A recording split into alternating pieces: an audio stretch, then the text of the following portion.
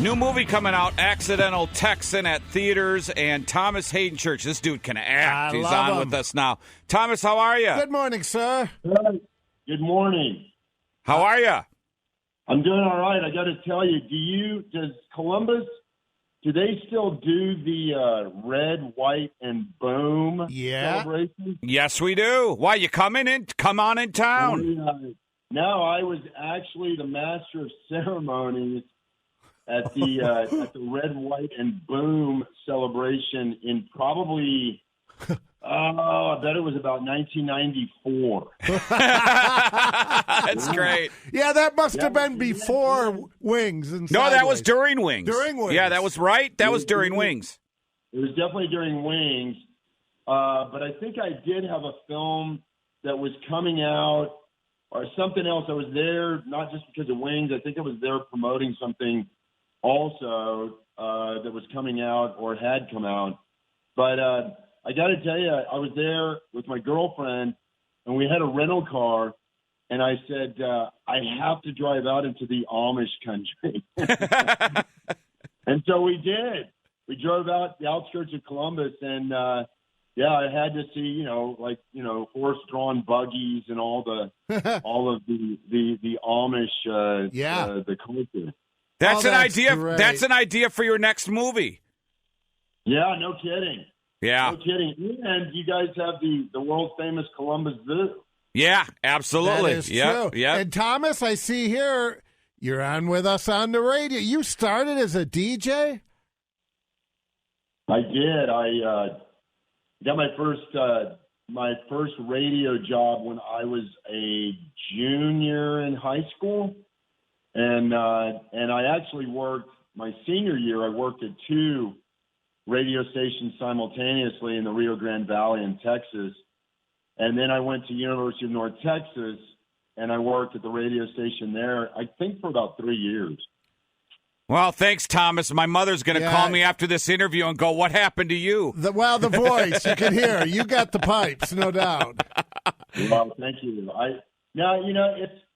Radio, though, look, it all started with radio because because of working in radio in the Dallas-Fort Worth area, I got a voiceover agent, and she started sending me out because I'd done some acting in North Texas. She started sending me out for auditions, and I got my very first acting role in Dallas, and then I moved to LA, and then it just sort of blossomed. Blossomed and wilted from there. Yeah. Hey, Accidental Texan, and you have in this movie, we've heard great stories about this guy. We've been around a long time, talked to actors. Bruce Dern is an American treasure. Do you got a good Bruce Dern story? Is he still getting up at 5 a.m. jogging?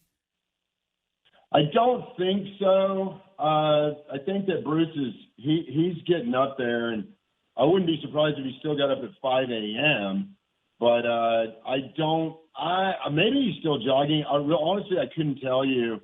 I think he suffered an injury when we did Texan, which we shot that movie in the fall of 21. Oh, okay. I think he had suffered some kind of a little bit of an injury, but not as spry as maybe he once was, but really a wonderful storyteller. So just a real generosity of spirit. I've actually been in 2 movies with him. We were both in Peanut Butter Falcon. I didn't have any scenes with him, but that's when I first met him. And then, the intersection is he did Nebraska with Alexander Payne. I did Sideways with Alexander Payne. And one of the first things Bruce said to me was like, "Hey, Alexander Payne business is pretty good for both our careers, isn't it?" Yeah, he's a character, Bruce Dern. He's great. And I'm looking at the movie poster for Accidental Texan. It's in theaters currently, and with that cowboy hat on, Thomas, you look like if Sam Elliott and Alan Jackson had a baby. Oh, that's hilarious. They're both men, and I don't think there's any ovaries involved. Well, it's 2024. Well, you don't know. Get on board. But you know what? That's actually my hat. I mean, I'm a rancher. You look like a cowboy. You pull it off. Yeah, that's actually that's my hat. And when I showed up for our very first script meeting in Austin, I was wearing that hat and driving my ranch truck. And I pulled up, and the director, Mark Bristol, he said, "Oh, my God, you got to wear that hat in the movie." So that's how my own personal hat ended up being in the movie. But, well, I mean, that's a flattering comparison. Sam happens to be a very long-standing friend of mine, and I wish I had his pipes. Yeah, that's the truth. Because you had done Tombstone. We always hear Westerns are so much fun to make. You know, they're hard. I did Tombstone, and then I did another Broken Trail with Robert Duvall, and then I'm going to do a role in Horizon and Kevin Costner's epic. Kevin asked me to do the role of a sheriff in Horizon in chapters 3 and 4. So I haven't shot on Horizon yet, but you know, they're hard. They're tough. They're tough to do. Just dealing with, you know, with, the elements. Horses and, wagons and horses and Should bring the hat back. You should have the hat in Same two hat. movies. Same hat. I don't think Kevin's going to let me wear that hat. It's not really period of. Well, it kind of is period appropriate, but it's already been in another movie. So. Hey, Thomas, were you ever worried? Because I was a big watcher back in the day of Cheers, which you were, I think you were Eddie LeBec's friend and a guest. I know I've seen every episode. I've seen every episode of Wings. Were you ever worried? Because you are a great actor. Were you worried when you were doing Wings that you might have been typecast because you played Lowell, kind of the dim-witted guy? Was there ever worry like, oh, man, every casting director is going to think I'm this dude? The answer that it's a very straightforward answer, yes, and I was concerned about it, which is why I quit the show. They went on for 2 more seasons after I left, and I went and I found a show, a pilot, that was the polar opposite of Lowell, and it was a show called Ned and Stacey that was on Fox for 2 seasons, where I played, you know, a fairly sophisticated New York advertising executive. And sort of that really doing that, to me, it was absolutely strategic, and it worked. It definitely worked because I started getting cast in roles, even with Tombstone. You know, I played a cowboy, but I started getting opportunities off of Ned and Stacey to play more sophisticated characters.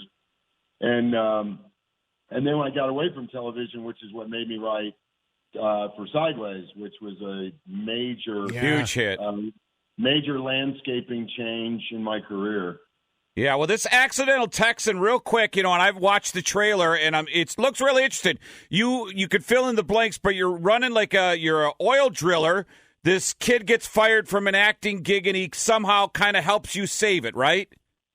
Correct. Yeah, he, you know, we couldn't be, you know, I mean, he's from the L.A. scene, the film scene, and he just lands in a heap in Buffalo Gap, Texas, and I have an oil drilling business that is right at the cusp of failure, and we just figure out a way to be partners. And he's a really sharp, resourceful young guy, and I'm a very stubborn sort of traditionalist, but we figure out ways to help one another, and I think it's pretty charming. I think it's a charming, very hopeful film, very hopeful story. And you're great in everything you do, man. We appreciate it. It's in theaters now, so we want people to see it. Thanks so much, man. Thank you. Great interview, man. We appreciate it. Thank you, guys.